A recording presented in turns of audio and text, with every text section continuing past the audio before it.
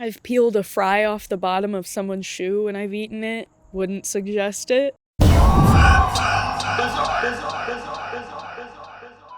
What's up, everyone? Doug here from Interview with the Monster. And the reason I am not on the Interview with the Monster set is because my purple curtains are being used for my other show, Very Delta, starring Delta Work. You should check it out. But what you're going to watch right now is the pilot episode of Interview with the Monster that was filmed in 2022 with Olivia Panic. Enjoy. I'm Olivia Panic, and you're watching Interview with the Monster.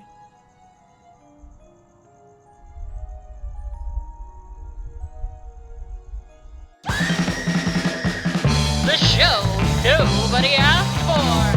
Interview with a Monster. Pop some corn and Let it out a scream. drink some blood and Cause a big scene. watch them talk. On the screen, it's Interview with a Monster. Sing it! Interview with a Monster. Interview.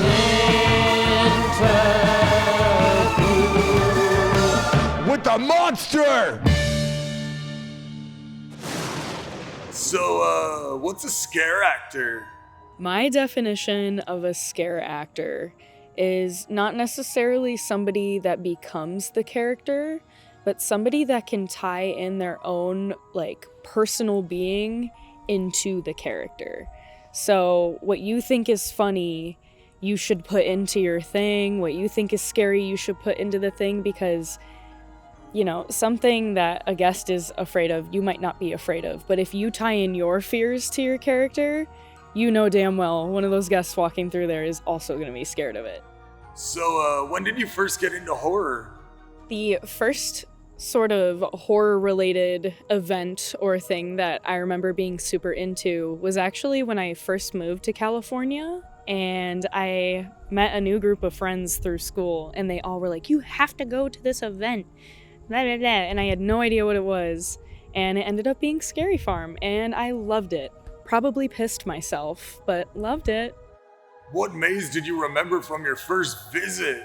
The maze that I remember the most from the first time going was probably Slaughterhouse. It was disgusting. I just immersed myself fully into the maze going through as a kid and just could not handle it at all. I remember walking out of there, I was super young and felt so sick to my stomach, and I found the nearest trash can and I vomited.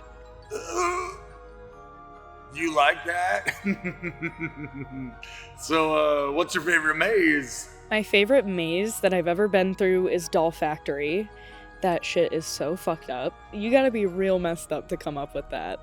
It was weird and gross and disturbing, and I loved it.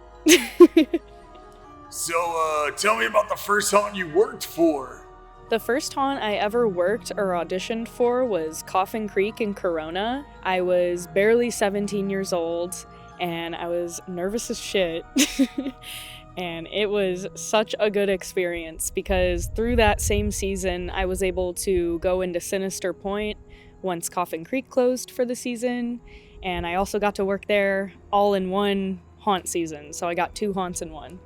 What about your first audition at Knott's Scary Farm? My first audition for Knott's was back in 2017, and I was dead set on Ghost Town. I walked in there thinking that, I was gonna nail it and get it, and that was that. Period. They had us go into paranormal, and they had a panel of judges, and we got to scare in the front room of paranormal, which was really cool, so that kind of hyped everyone up. And then we went in a row. Each person had to say, "Hey girl, hey, I'm going for Ghost Town," or "I'm going for Boardwalk." And as soon as I walked into that room, I went, "Oh my god, I'm gonna shit myself. I gotta audition for Boardwalk right now. The only thing in my head is going clown." And I auditioned for Boardwalk. Pretty sure I somersaulted into a wall and just stood up and started laughing and completely messed that up. But I knew right away walking out of that room that my audition was absolute ass. And then once we were done doing that, we all had to leave the room, and they called us back in one by one with a handful of paperwork, and they're like, "The moment of truth." And they would tell us what we got. So what did you get? When they gave me my spot in Carnival, I was excited. I knew it would be fun. I didn't really know what to expect, only because Carnival is such a different zone from everywhere else. It's in the light, the costumes are all very similar to each other. There's not really like a lot that you could like do to other than be like clown number 54, literally was me, to really like stick out in there. So I was like comfortable going into that. I didn't know what to expect yet. So clown number 54, take us back to your first year at Boardwalk. My first season out in streets, I definitely stumbled the first couple weeks. I didn't know what was happening. When I worked at Coffin Creek, I was in a maze. They didn't have streets at all, so I didn't really know what like to do other than walk around and laugh at people. And I wasn't a dress that season, so I was miserable for a while. I don't do that. You don't like dresses, Mia? Okay, so what else? I think it was probably week 3, got a little bit more confident and sort of figured out a way that I can throw sort of this like nasty twist on all the girl clowns in the zone. So I made this edible goo and I would just like chew it in my mouth and then just spit it everywhere. And I looked like a little kid with like bubble gum everywhere. I just looked sticky and disgusting. Sticky and disgusting, eh? One of my favorite memories and like I guess you could say shenanigans in Boardwalk that I used to pull was with somebody that I was really close with. His name is John. He was our monkey that year, and we used to run up to people and just yell random food like items. We would run up to people and be like chicken shawarma and shit like that, and it just like worked every time for some reason. Like imagine a clown running up to you and just yelling lasagna. Like I don't know why, but that was really fun. And because he was the monkey, once it hit like 12 every night, we would call it late night bananigans, and we would just do the dumbest crap, like get in so much trouble, be really stupid, and it was wonderful. So what was your haunt name in Boardwalk? My haunt name that they had given me was Fetus with 2 E's. I was the youngest person in the zone that my first season there, so I fucked up at the rookie barbecue. And they were like, tell everyone like how old you are or like if this is your first season. And I made the mistake of being like, I'm such a haunt fetus here. Like, oh my God, I'm like new. I'm the youngest person, blah, blah, blah. And right away, Reggie, those of you that know Reggie, were like, fetus. But then in the middle of the season, I have this problem where I lose my toenails. And I took one of the big old red Boardwalk socks off my foot one night and I shook it out and I had like 3 toenails fall out. And everybody went, okay, fetus with 2 E's. So that was my haunt name in Boardwalk. Alright, so fetus, where's the next stop on your journey? In 2019, I auditioned for CS. I wanted to make that jump from Boardwalk to camp so freaking bad. It was like within my soul. I screamed it to the world and manifested it so much. I was like, I have to go to camp. I can't go anywhere else. Character-wise, what I knew I wanted to audition for was the Shadow Witch character. So in the audition room, my sort of way that I had auditioned this character was I didn't speak at all. And the thing is too, when I'm in this character, I tend to forget like everything that happens. But one thing that I do remember in that audition was I pulled an entire chunk of my hair out and started eating it. I go to therapy now. It's okay, you guys. I understand. So the way that I found out that I actually got CS and I got the Shadow Witch character was we had to go into the employment center and they had this room. It was like oddly lit, really dark. It was very bizarre. Everyone was just like sitting in these chairs on the side.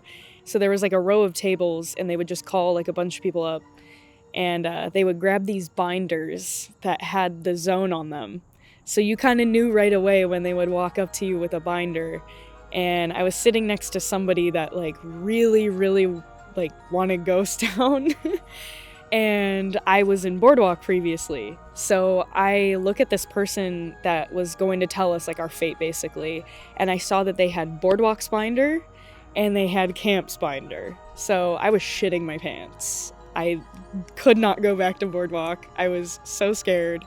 And I saw that they handed them the Boardwalk binder and they handed me the Camp binder, and they opened it up to like this specific talent number. And the first thing I saw in that paperwork that they like opened up to was Shadow Witch and like makeup and all this really crazy stuff that I never thought was actually going to come to life for me. But it was like the best day. It was so much fun. It could not have gone better for me. So tell us what it was like getting ready to scare in Camp Snoopy streets.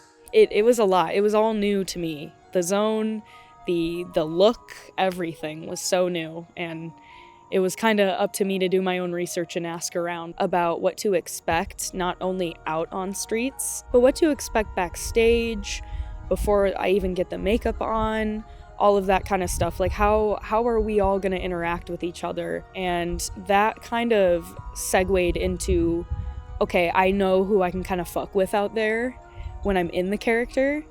And that was kind of cool to do that. Everybody really wanted to get to know me and get to know each other. So it was fun. I got to see like who I would want to run with and everything that year.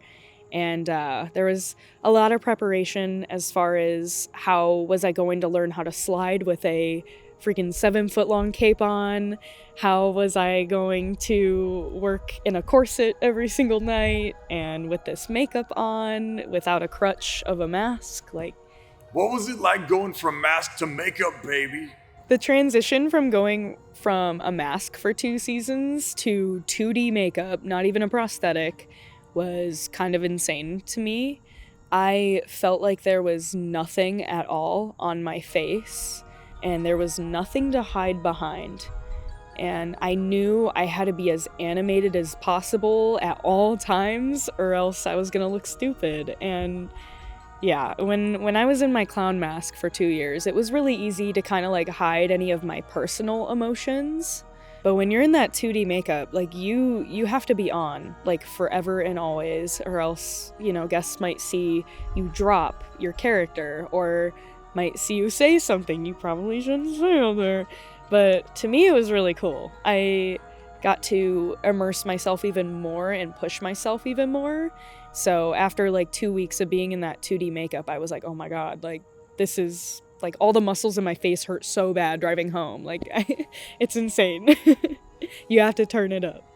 The thing about Knotts that is so different and so special is we can create characters that tie into our zone storyline or amp up a character that was made for a maze and sort of make our own thing out of it. We even have the ability to add our own costume pieces to things. There's a lot of haunts that you can't do that, like Universal being one of them. You're given a character from a movie and you don't really get to play that character how you envision that character. It has to be by the book. So at Knotts, we get to take things and just run with them and make guests fall in love with that kind of thing and want to keep coming back. And that's for sure what has made me stay at Knotts, is getting casted for something or for a zone and being able to look at it as, cool, I can make this character my bitch however I feel until they tell me this ain't it. So I love that about it. So tell us some backstory about that Shadow Witch. The story of the Shadow Witch was that I am sort of like the offspring of the hag when she cursed the Hollow, and I was sort of like the mistake. Like I was just this weird little parasite that came out of the curse, and then I have like a bunch of like homies around me, which would be the other shadow beasts, or what I call my sons, or the dogs. Woof. Oh my God, I'm so dumb. But she just kind of is this angry little being that runs around like an asshole and just judges everything, gets super pissed off at the hag because I'm jealous of her power over the zone, and I think I'm like super powerful even though I'm literally not. I'm 5'2" and cry all the time, so it doesn't work.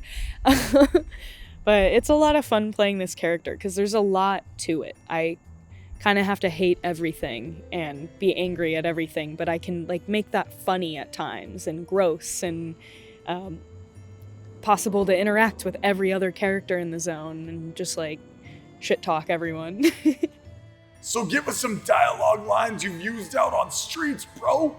Some of my go-to dialogue lines, it's a lot of roasting, so I of course have to keep it, PG for the audience. I can't say like, fuck you bitch, wish I could, but no, I kind of have to keep it like, you disgust me, and I can't believe the hag brought you here, and just kind of like roasting the other witches is really fun to me. So most of the things I say are just kind of spur of the moment, and then the ones that I like, that kind of stuck, I'll just keep throughout the seasons.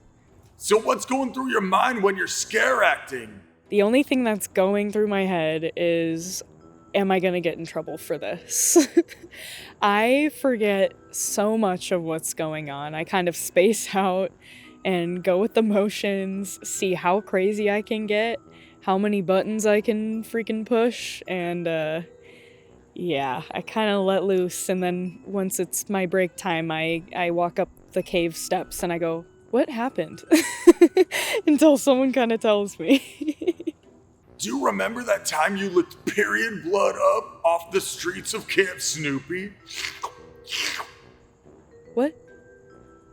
Never mind, dude. So, what's some funny shit you've heard from guests? One of the standout things that guests like to say, or I've at least heard more than 3 times, is, who put that little boy in a dress?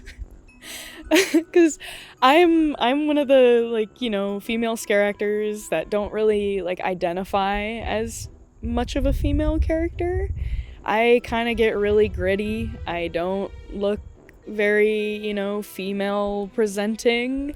I make it kind of gross and just, you wouldn't know what I am. So a lot of people kind of just assume that I'm this, short, stocky little boy put in a tunic and a corset, and I'm just running around talking with a deep voice and just going nuts. So that's usually the main thing that I hear from people is, who put that little boy in a dress? Speaking of little kids, what are your thoughts on children coming to haunt? When I see a little kid, I like to do the thing where I kind of try to get a read on their vibe at first, but honestly, I don't give a fuck. If you brought your kid in here, I'm gonna jump on that opportunity to, fuck them up a little bit.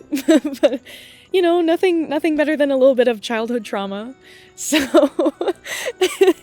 let me just push my problems onto another kid. But for the most part, I really like to get a kid involved in what they're walking into. So I'll kind of play up I'm this angry little witch thing that anything that walks past me, I just don't like them. But I'll also ask a parent, not directly, I'll do it in character, but I'll look at a parent, kind of give them a nod and see if it's okay to interact with them. And if so, I'll find a light somewhere where if you look at the ground, you'll see your shadow, since I'm a shadow. And I'll bring a kid into the light and I'll have them look at the ground. I'll be like, oh my gosh, you're just like me. And have them walk around to other scare actors in the zone and be like, I'm with the shadow beasts, baby, let them ride the dog train, get in the doghouse a little bit. Hey, so I know this is off topic, but what does this interview smell like? It smells like swamp ass, cinnamon, and desperation. I'm just kidding. Not desperation, but definitely swamp ass and cinnamon. Okay, back to the interview. What's a standout moment you've had working haunt? My standout moment in camp comes from 2019. So first season there was pizza up in the break room. And Chris was like, yo, let's take all these guests to our pizzeria and just fucking have a food fight down there. Don't tell management. But he brought a couple slices of pizza down, and we were running with one of the other shadow beasts too, and we had this whole skit on how we were like this other beast's parents, and we were going to pass down the family pizzeria to them, and me and Chris start arguing, and all I remember was a slice of pizza slapping me across the face, ruining my makeup. Like, for the most part, I had marinara all over my costume, and we were like rolling up the pizza slices into balls, just chucking them at each other, and it was so funny. Like, it sounds really dumb talking about it, but like the guests that were around were just like in absolute shock. It was so stupid. It's so funny. Pizza. What about Pinocchio? So Chris and I were walking the zone one night, we were doing our thing, and we just heard like, interesting noises. Someone was making mac and cheese back there, and we just saw like two chicks going to Pound Town. So we stopped and we just kind of stared at them, and then we started like cheering them on, and we got like a bunch of other people to come up and be like, yeah, wow, and get all hyped about it. And they were very embarrassed and probably terrified to know that a bunch of monster-looking people just hyped up their random, hookup. Rumor has it you have a Camp Snoopy Streets tattoo on your body. Is that true? The moment for me that made me want to get a Camp Snoopy Streets tattoo on my body, let me see if I can show it off somehow, was just that last season that we had in 2021, and the fact that I knew these people that I'm working with right now are going to be lifelong friends of mine. There's so many memories that tie into having that on me forever and ever, and I love it. I love getting to look down at my arm and seeing that and going, oh my god, remember that sick-ass thing you do every year and all these cool people you love? It's cool. I like it. And now let's get to the accolades. Tell us about Monster of the Year. So winning the award of Monster of the Year in 2021, specifically the one from everybody in the zone at the banquet, was it was so crazy to me. I was not expecting it at all, because I felt like I owed my season and the success of my season last year to every single person that I worked with. I wouldn't have done what I did without everybody that came up to me and created skits with me and said shit to me and worked with me, because that's honestly just what we're there to do. I mean, that's what we got hired for. It's the story we have to tell. It's the story we have to play up. And why would you want a guest to just walk past you and you just go for a second? I love getting to pull every single person I can into everything there, and to hear from everyone in the zone that they felt like it was really fun to work with me and that my character was, I guess, cool or whatever, cool enough. It was really, really cool. It was such an honor, and thank you to everybody that really voted for me. I was pretty drunk at the banquet when I had to give my speech, so it was a little tricky for me to get the correct words out, but I'm happy I kind of had the opportunity right now to shout everybody out that gave me the chance to work with them. It's really, really, really rewarding to know that people want to work with you and carry this legacy going forward every single night. Well, thank you for your time. We're officially done. Oh my god, wait, no. Do you have any questions for me? What time is it, motherfucker? 4:20, bitch.